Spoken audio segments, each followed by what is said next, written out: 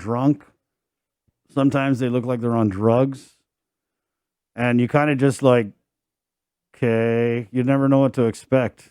So I try and put as much distance between me and them as I can. Right. But you guys just we got to be on our SA, our situational awareness, read the room, read the area you're in, identify potential threats, I mean, anybody could be a threat, but especially just having to prepare for someone being drunk and trying to run you over and throw a hollow block at you. It's crazy. Something we definitely didn't experience growing up. 9:33. Let's keep it in the KUAM News Zoom room and get Senator Sabina Perez, who is the Rev and Tax Procurement Oversight. Good morning. Thanks for joining us, Senator. Good morning, Chris. How are you doing today? We're doing pretty good. We're just talking about crime here with Sergeant Paul Tapao, the Guam Police Department, and it definitely seems like we have returned. They talk about, the new normal. Well, yeah, the new normal is this crime. Unfortunately, when we were on lockdown, it was just so much easier for GPD to police things because everyone was staying home, and now it seems like they're back, and they're back with a vengeance. Yeah, I was listening into the conversation. So it is definitely we need to do something. I agree with Officer Tapao that in regard to the drugs, I think that's really kind of exacerbating the issue here. And the more that we can prevent drug addiction, I think that's our efforts could be more focused on that. Because once I think meth is such a hard drug to overcome, and the more I think that's considering all the pressure that we're going through, that also needs to be relieved as well. I'm all in support of prevention in regards to drugs. Yeah, it definitely seems like, well, first of all, we need more prevention, we need more treatment. And then on the recidivism side, it sounds like we definitely need more programs for some of these people who are trying to return back to society after having, served time or been in the system for whatever reason, right? Right. And, the more resources that we can put towards, enforcement, a lot of this is probably imported, right? So, where are the weaknesses when it's coming into Guam? I mean, those were the things that we really need to close the gap on. Right. It's a chronic problem. Definitely needs a lot of different approaches. No pun intended. Chronic problem. Senator, I know as the Rev and Tax Oversight Chair, when we talk about people stealing stimulus checks, that's got to hit close to home for you, right? Definitely. I think that that's news. That's sort of news to me. Is that a big problem happening right now? Well, I know there's at least one video, but I've been getting in different WhatsApp group chats. I mean, for what it's worth, people just advising people, hey, be on the lookout because, we know of these couple instances where I think there were some videos where people were stealing mail out of the mailbox. Oh, wow. That's that's definitely getting desperate. Right. For sure. I mean, it doesn't help that every time we get hey, they just paid out $50 million in stimulus. These Sakis are like, hey, they just paid out $50 million in stimulus. Right. Yeah, and it's good to probably switch over to the direct deposit. I think that they have the capacity now to do that. Yeah, they paid out so many. That can help some things like that, the theft. All right, let's jump into it, Senator. So there was, I guess, while everybody was kind of worrying about Christmas, there was an executive order that had come out on December. I want to say December 18th. It was EO 2020-40. Anyway, it was one of the executive orders. But way down at the bottom, there was a state of emergency that was declared for the Government of Guam Financial Management System, which is I believe some like $20 million. It's like a huge $20 million purchase. And I totally missed it, right? So we got the statement from Adaloop and Crystal Pacos and Augustine that said, oh, yeah, it's an emergency because we have all these federal monies coming in and there's all these reporting requirements. And, that's why we need to get this new system. But Public Auditor BJ Cruz has been on the show and has repeatedly said that he's got issues with how often we're using this emergency procurement.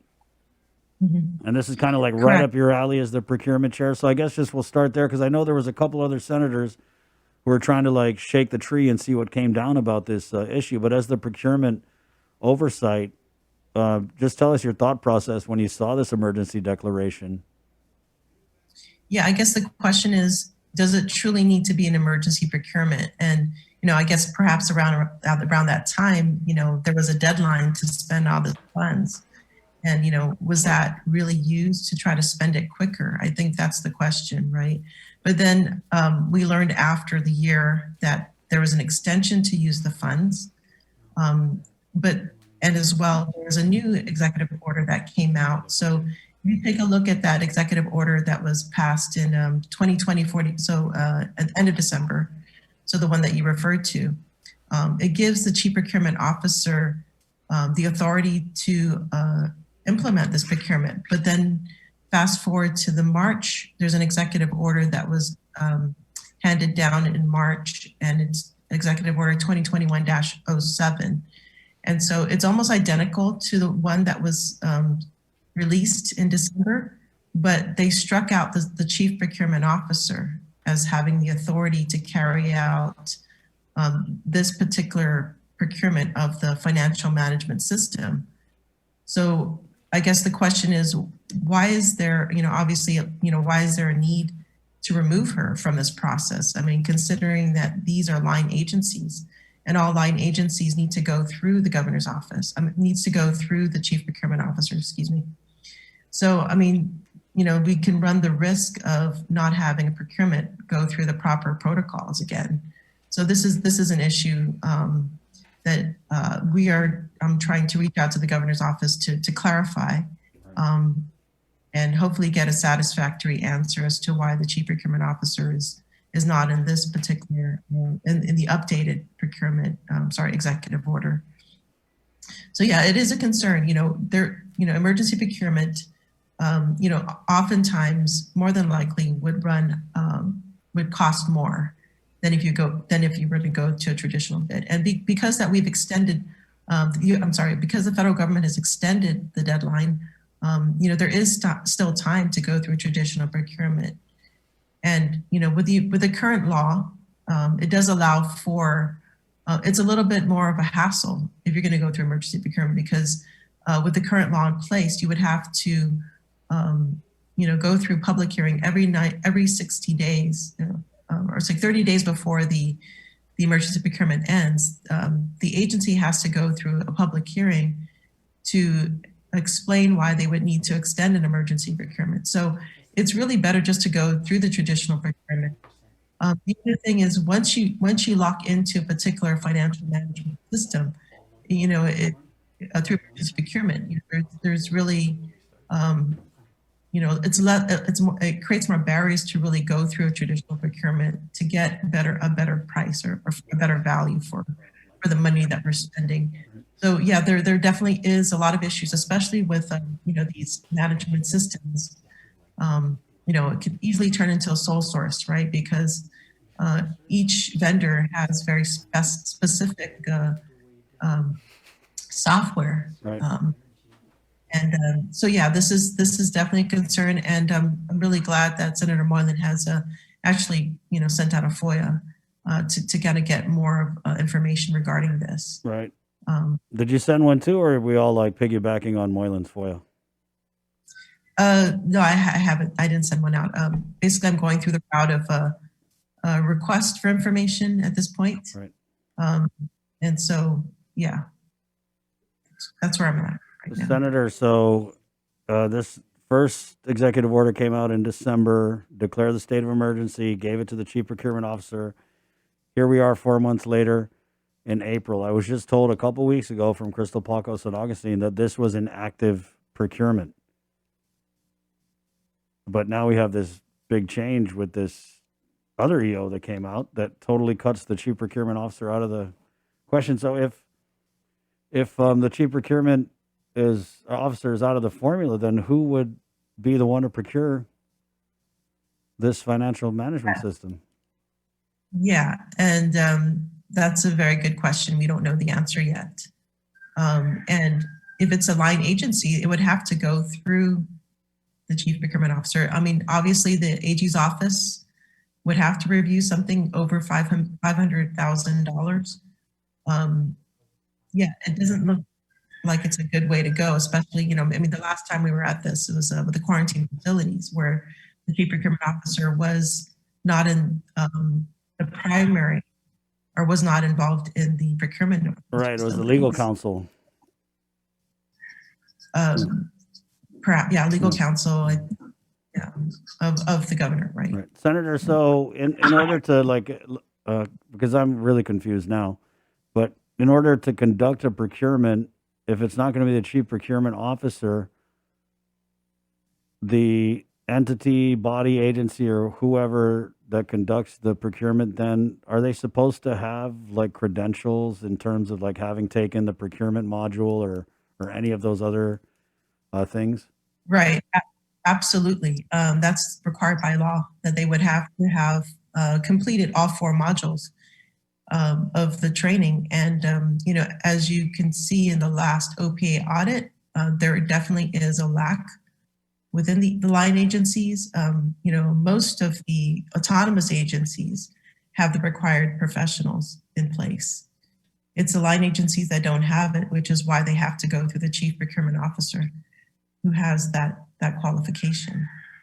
And so, yeah, that is definitely a concern, considering there is a need for more trained professionals. The one thing that is also concerning is that the agencies can handle RFPs at the agency level. But again, you need a panel of experts, qualified professionals.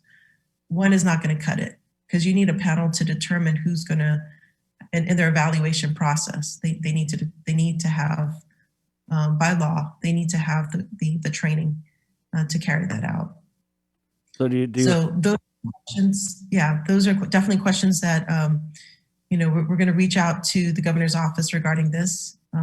We want to make sure that it's done correctly, and so that also, we're making the best use of funds, so that those funds can be used elsewhere, where it's greatly needed. Right. How much funds are we talking about? How much is a financial management system for the entire government of Guam? Wow, I don't know. I do not know the answer to that. I'm sure it's going to be expensive for sure. It's needed. I mean, don't get me wrong. It's something that's definitely needed. But that's why we have our procurement laws to ensure that we're going to get a better deal for what we we ask for. So as well as making sure that it's done fairly, and it's done with in competitive manner, which is what what drives getting better value for what we seek. Let's we don't want to be stuck with a procurement that's going to cost the government ever increasing amounts of money, right? These things are expensive to maintain as well. So we want to make sure whatever specifications are created, has a more of a holistic view and a long-term view. We see that, with a lot of these rush procurements that, especially when it comes to technology, we're not getting the best value. And, how do we, and it creates more of a barrier to really kind of streamline and use our funds more frugally. And this is something we really need to do at this, especially at this time. We're hearing that, we're not going to have this continuing rounds of CARES Act from the federal government. And we need to make sure that we're making really wise investments. And it's, we don't want to be stuck with something in the long term. Right. So what's the next step for you? You're asking for information. Do you think you're going to get it? When you do, what happens then? So basically that's the idea, is we want to make sure that things are done properly. If we get a satisfactory answer, then, we can still have an informational hearing. If we don't get the answers, then I would have to continue with an oversight. So those are the options that are before me But we do want to work with the agencies to see what information they can provide us first. You talk about oversight. We had you on this program, I want to say about a month ago, when the list of the emergency purchases and sole source procurement purchases came out from GSA and the chief procurement officer. At that time, in reviewing it, you had said that you were definitely going to hold an oversight hearing. Yeah, that's correct. I think what I could have spoken too quickly without having heard the other side. But yeah, there are questions that still remain, and I'm supposed to get the report today from the GSA. So, I mean, the questions are, why didn't they go through small purchasing? There's a lot of those emergency procurements that are under 15,000, and with small purchasing, you actually are guaranteed to get a lower. It's a lower cost, or versus emergency procurement. There's a trade-off. So if you can get it there quicker, then you might end up paying more. So that's one of the questions that I would like to get answered. The other question is, what is the need? Is there a determination of need established? And that's something that I would definitely, I'm looking closely at because the idea of emergency procurement is to respond to emergency quickly, and if there was a need that has been established, right? So, and the sole source procurement too. I mean, was there really one vendor out there that can supply that particular service or provide that particular good? And so when I looked at that initially, it looked like there were other vendors that could have provided that, and to me that was questionable. Right. And so once you get into a sole source procurement, are we talking about when it comes time for renewals, they're not opening it up to traditional procurement. They're not opening it up to vendors. So that's something that, I would have to take a look at and see, are they opening it up at the time of renewal? Because, once you're locked into a procurement, then you don't have that opportunity to seek other vendors that could possibly provide a more competitive pricing, or we can have the opportunity to rewrite the specs to get a better deal, a better service for the money that we're spending. When you talk about the small purchases under 15,000, have you seen those or that data? Well, just looking at the report itself, there's a bunch that fall under 15,000. Right. And so I don't see why, I don't understand why at this point, why it could not have been through small purchasing versus going through an emergency procurement outright. Right. What's the remedy, Senator? Because we had these oversight hearings last term in the 35th, and I think it's pretty clear to say a determination was made that it was suspect. And I don't want to say illegal, but I mean, we all watched the hearings, and there's definitely things were done in a way that was, what's a good way to put it? Highly questionable, maybe. But at the end of the day, if we go to GSA and we find out that, they abused the emergency purchases, they, gave sole source to businesses that weren't even like unique in what they were offering, what's the remedy? Is anyone going to get arrested? Is anything going to happen to these people moving forward? Or is it just a case of, oh, well, they did it and there's nothing we can do about it? Yeah, I mean, usually the biggest remedy is a protest, right? If companies are vying for the same bid, companies, that's I think the most effective way is through protests. As far as policy-wise, there hasn't been anything developed at this point.